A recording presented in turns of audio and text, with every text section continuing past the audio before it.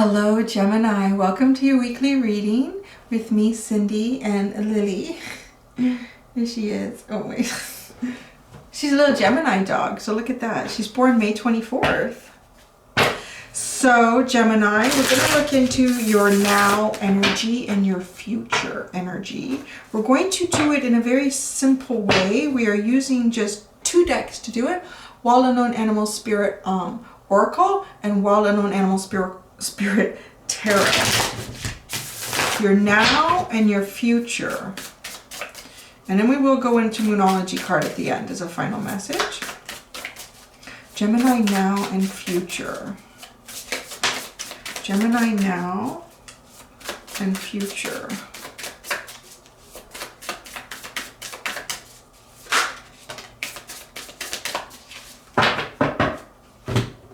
Ooh. All right, you have the hawk. You have the hawk for now and you have the crocodile for future, which is kind of interesting. Because, so these are your energies. This is what I'm specifically asking for this week. So the hawk is kind of like swooping in, like the winds of change coming in here, and you going with it and following it and following your intuition and going, like almost being led by the universe, led by spirit here, going for it. And spirit has your back, like really feeling that, feeling like very ignited, pushing you forward. But then the crocodile, you get all watery here. Like then you get really grounded. It's almost as if there's something that you're trying to move towards and you're allowing the universe to guide you here. You're looking for the synchronicities. You're looking for the signs. You're looking for divine timing. You're kind of making sure things are lined up here. And then this crocodile in the future, it's almost hidden. It's like you're flying towards it. It's like the bird. It's like you're coming and going, okay, the best way to do this is to fly in. You can really get the most distance in the shortest period of time, right? Like flying in like that to get as close as you can to what it is that you're going after. Because this feels very predatory. It's like you're going after something. Like you've made a choice. You've made a decision. Gemini, you finally made a choice, baby. That's good. It probably means you made the good choice. And I don't want to give you a hard time because I'm Gemini rising in Venus. So I see your readings sometimes. And I think some readers give you all a hard time. Oh, Gemini, you're finally making a choice. No, you got to figure it out. You got to balance. You got to dip your toe in and dip your toe out. Dip your toe in and dip your toe out. Like, you know, you just jump in. Maybe the water's really shitty. Ah, see, you were trying to figure it out. Is the water good? Is this the water that I want to jump into? And like, it's like you've been circling. You've been circling this lake. You know there's something in the lake that you really want. Oh, wait a second. Were you in the Capricorn reading? Were you coming after the swan in the Capricorn reading? I don't know. That was interesting. That was last week. But this doesn't feel... No, that was a different energy. That was kind of like, yeah, it's different. And that felt almost like it could have been a group. But this is you. And this is you now. I think you're even closer to what it is that you want in the future. And you actually position yourself in a way that you can get it, right? Because circling it and finally deciding, yeah, this is the pond that I'm going into. So if you want what it is that you want in that pond, you need to get into the pond. You need to sneak up on it. Wow, this is going to be fun. I like this. Yay, Gemini. Bringing some spice back, huh? Bringing some spice. Gemini is going after something. Oh, I should have brought, I didn't bring that. My stinging nettle tea. My allergies are starting to wake up. So I'm drinking my stinging nettle tea and I forgot to bring it up to the room. Okay, I was going to put 1 tarot card underneath each one of these. See what else comes out for us. Oh, Ace of Cups. Crocodile. The crocodile. The crocodile. The crocodile.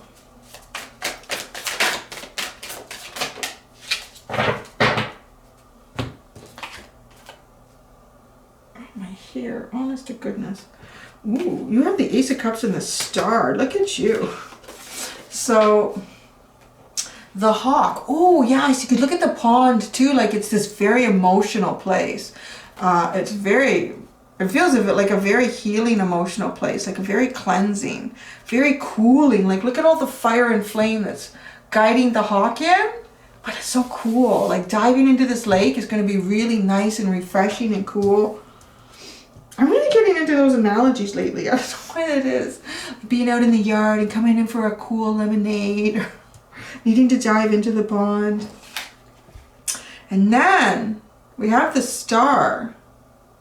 I feel like I should put the Star in front of the crocodiles. That's what you want. But it's coming into a really balanced energy. The Star is very, very balanced.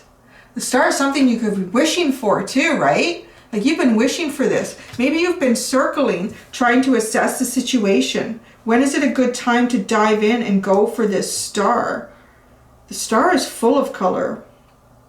It's like shining so brightly and so colorfully within this black and gray and white skyscape. The crocodile, I just see like it's dripping water. There's so much emotion here. It's like the cup, like getting the cup runneth over. The cup runneth over with the Hawk. You know, you could be coming in, okay, I'm going to say to whenever the reading turns to like an offer or offers, you can switch that energy. You know, if there's someone that feels like I'm describing them here, could be them, or you are making a choice about swooping in on something, because it feels like this Hawk is actually offering, kind of offering this cup, offering this new beginning in emotion.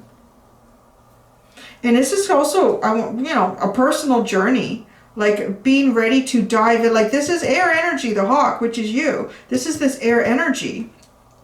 And then going into this very watery energy, but it's so watery that it's almost as if it ignites something very primal within you with the crocodile. It really ignites something very primal, very instinctive. It's got you reacting instinctively.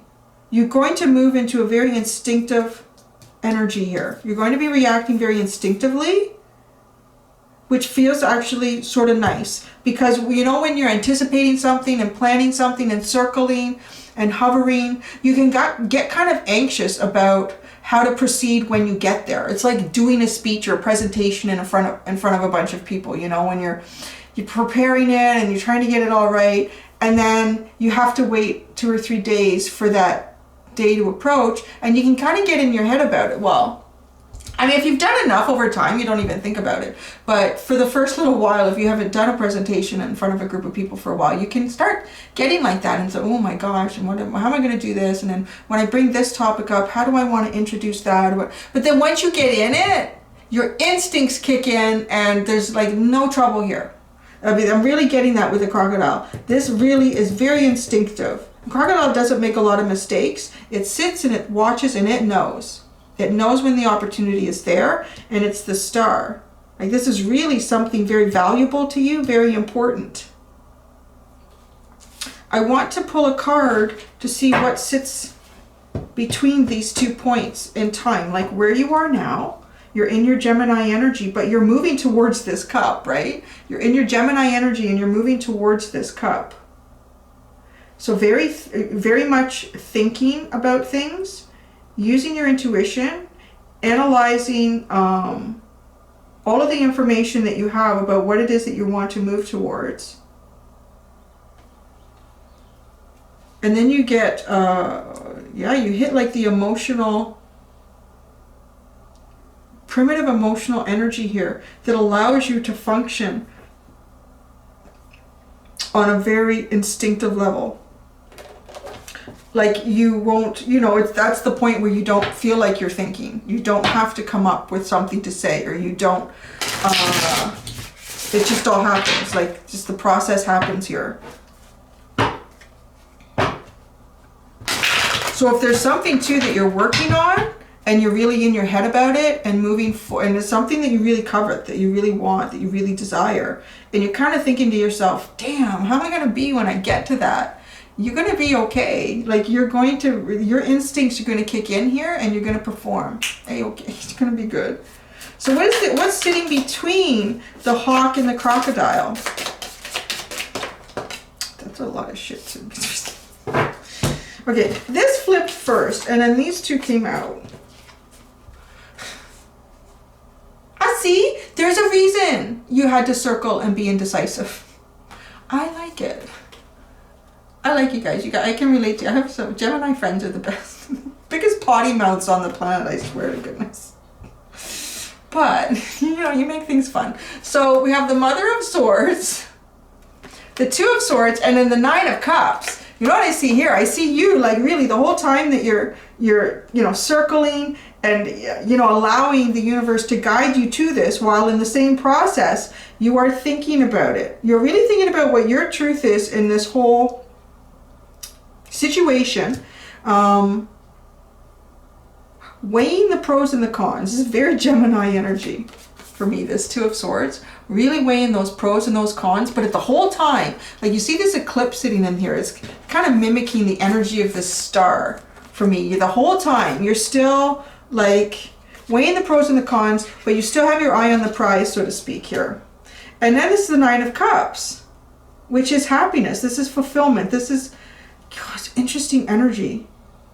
Because I would put the Nine of Cups to me and the Star card as very similar energies. The Nine of Cups is really being in a very healthy, emotionally balanced state that you can manifest really good things in. Like, I often like to describe the Nine of Cups as the universe saying your wish is my command, because you are at that level of manifestation where you just need to think about, I'm going to do it, it's going to happen, because you're vibrating like at the level that the universe does to create.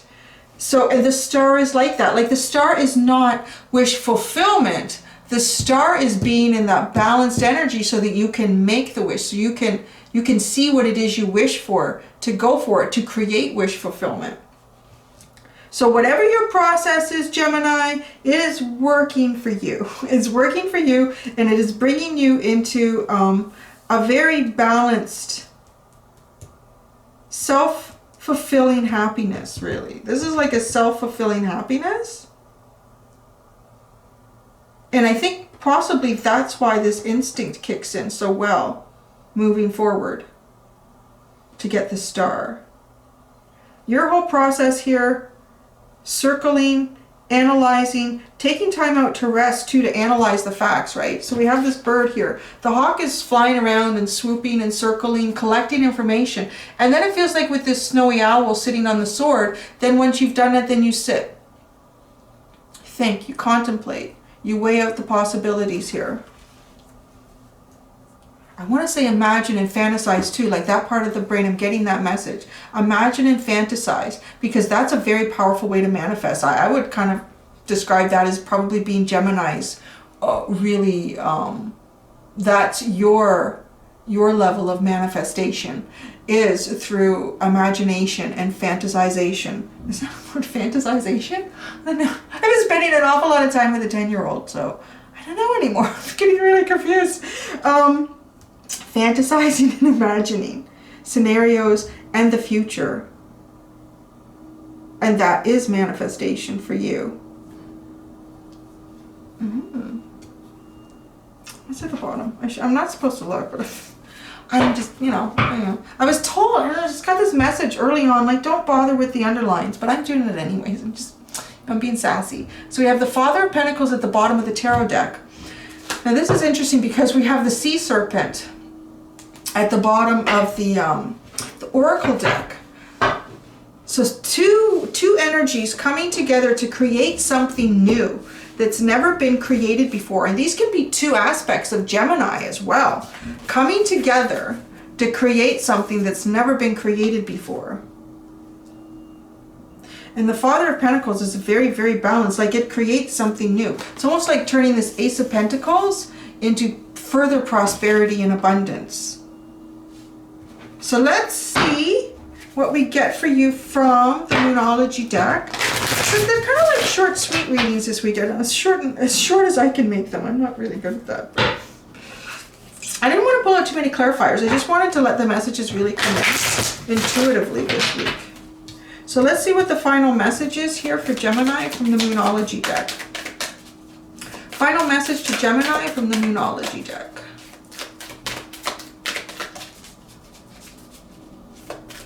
Message to Gemini from the Moonology deck.